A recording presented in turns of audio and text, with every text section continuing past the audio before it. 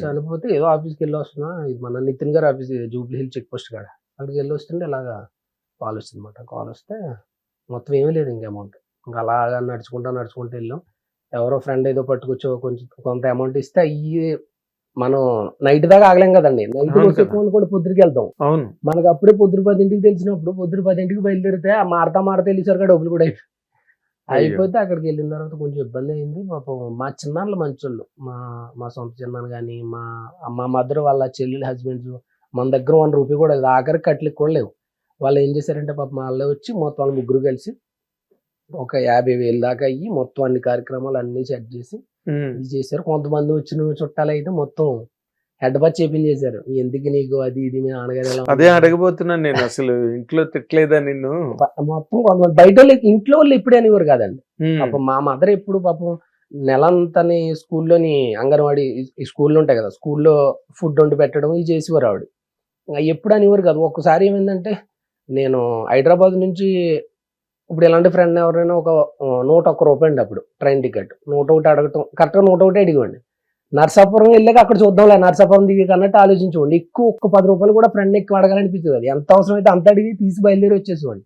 ఒకసారి చెప్పులు దిగిపోయి దిగిపోతే మా అమ్మ అలా చూసి తన దగ్గర ఉన్న 200 ఇస్తే నాకు అసలు కళ్ళంపడ అలాగే నీళ్ళు గారిని.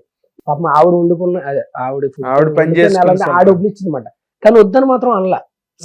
సర్లే నీకు ఇష్టం అంటున్నావు కదా జాగ్రత్తగా చేసుకో అన్నారు తప్ప ఇబ్బంది పెట్టలా.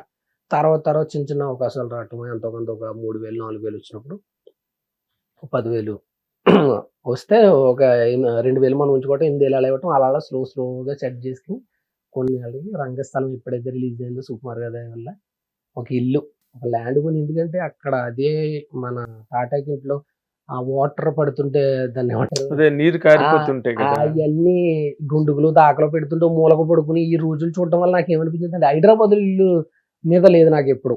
ఊర్లో అదే ప్లేస్ లో మనం ఇల్లుకి ఇబ్బంది పడ్డాం కాబట్టి అక్కడ మనం ఇల్లు కట్టాలన్నది బలంగా వెళ్ళిపోయింది బ్రెయిన్ లో. గ్రేట్. అప్పుడు ఒక 4 సెంట్లు కొని అక్కడే ఇల్లు కట్టావా? ఇల్లు కట్టాం. ఆ ఇల్లు మా అమ్మ పాపం ఇక్కడ ఒక 1 మంత్ ఉంటుంది, ఆ ఇల్లు వదలలేదన్నమాట. ఒక 1 మంత్ అయ్యేసరికి అక్కడికి వెళ్ళిపోయి 1 మంత్ అక్కడ, లేకపోతే 2 మంత్స్ అక్కడ ఉంటే 2 మంత్స్ ఇక్కడ. ఇల్లు అంటే అంత ఇష్టం అన్నమాట. ఆ ఇల్లు మీద అంత ప్రేమ వచ్చేసింది మా అమ్మకి. అవును, పాత వాళ్ళందరికీ సొంత ఇల్లు అన్నది చాలా ప్రాణంతో సమానం. ఇల్లు కూడా ఒక మనిషి లాగానే ఫీల్ అవుతారండి. అదొక మనిషి లాగా, ఒక క్యారెక్టర్ లాగా. మనకి మనిషి మన ఇంట్లో ఫ్యామిలీ మెంబర్ మనం మిస్ అవుతున్నప్పుడు ఎంత ఫీల్ అవుతాం, ఒక ఇల్లుని మిస్ అవుతున్నప్పుడు కూడా అంత ఫీల్ అవుతాం. కరెక్ట్. అంటే ఇప్పుడు నిన్ను తలంటి పోసారు కదా మీ నాన్నగారు పోయినప్పుడు. ఇప్పుడు ఏమంటున్నారు అందరూ? ఇల్లు ఏమంటారు ఇప్పుడు ఎవరైనా ఇప్పుడు వాళ్ళు ఇంటికాడ కొంచెం వాళ్ళ ఇల్లు చుట్టాలకి ఉన్నప్పుడు అతనే మళ్ళీ నన్ను తీసుకెళ్లి ఫోటోలు తీపించి అందరితోని. కొన్ని ఏళ్ళకి వాళ్ళ అబ్బాయికి కూడా అదే పిచ్చి వచ్చింది.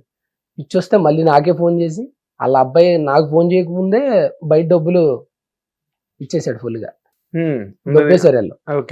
అది ఇది చేస్తాను ఏముంటారు కదా కొంతమంది, మిమ్మల్ని హీరోని చేస్తాను అది ఇది అని, అది ఏదో సినిమాలో తనిఖీలు బండి కదా ఆ టైపు చేశారు, వెళ్ళిపోయారు. ఆ తర్వాత ఇంటికి వెళ్ళినప్పుడల్లా ఆయన వాళ్ళ చుట్టాలు అయ్యి ఉన్నప్పుడు మాత్రం నన్ను పిలిచి ఫోటోలు తీపించడం అది నేను ఎప్పుడు అదే రెస్పెక్ట్ ఉన్నా. ఆయన బేసిక్ గా అదే మనం ఇబ్బంది పడుతున్నాం అని చెప్పుకుంటూ ఉంటారు, వేరే సక్సెస్ అయితే ఓకే. ఎక్కడైనా పాపం 99% ఉండదు కదా సక్సెస్ రేటు. ఎక్కడ ఎవరో ఒకళ్ళు అవుతారు, ఎందుకు ఇటు ఇబ్బంది పడతాడని చెప్పుకుంటూ ఉండొచ్చు. తప్పుగా అంటే మినిమం ఏదైనా ఉద్యోగం చేసుకుంటే మినిమం గ్యారెంటీ ఉంటుంది, ఎల్ఐసరికి ఇంత వస్తుంది, దాని ప్రకారం బతకచ్చు పొజిషన్ ఇది కరెక్ట్ అన్నది. కానీ నీ గ్రహాలు నీ తలరాత మరి నువ్వు ఇంత పాపులర్ యాక్టర్ అయిపోయి 4 సెంట్లు కొని అక్కడ ఇల్లు కట్టి 24 రోజులు అలాగే ఉన్నానండి. అనుకుంటే మొత్తం చాలా డిప్రెషన్ లోకి వెళ్ళిపోయాను. ఇంకా తర్వాత మళ్ళీ వచ్చి ఎవరు ఎంత చెప్పినా మళ్ళీ వచ్చి ట్రై చేశాను అంతే. రంగస్థలంలోకి ఎలా కనెక్ట్ అయ్యావు? రంగస్థలం అంటే అదో పెద్ద కదండి. ఈ కోకోకోలా జాబ్ ఏదైతే ఉందో అక్కడ నైట్ జాబ్ షిఫ్ట్ అంతా చేసి మార్నింగ్ నేను సార్ దగ్గరికి వెళ్ళిపోయేవాడిని. సత్యసాయి ఏమో ఆపోజిట్ లో శివాలయం ఉంటుందండి. శివాలయం ఆపోజిట్ లో ఇటు సైడ్ సుకుమార్ గారు, ఇటు సైడ్ త్రివిక్రమ్ గారు. సుకుమార్ గారు ఇంటి దగ్గర ఒక చిన్న సిమెంట్ దెమ్మ ఒకటి ఉండేది. ఆ దెమ్మ మీద కూర్చోవటం. కాశీ విశాలాక్షి టెంపుల్ దగ్గర శ్రీనగర్ కాలనీ, అది ఎల్లారెడ్డి కూడా లెక్క వస్తుంది. దిల్ రాజు గారు పాత ఆఫీస్ అండి. ఎగ్జాక్ట్లీ కాశీ విశాలాక్షి టెంపుల్ అది శివాలయం అండి.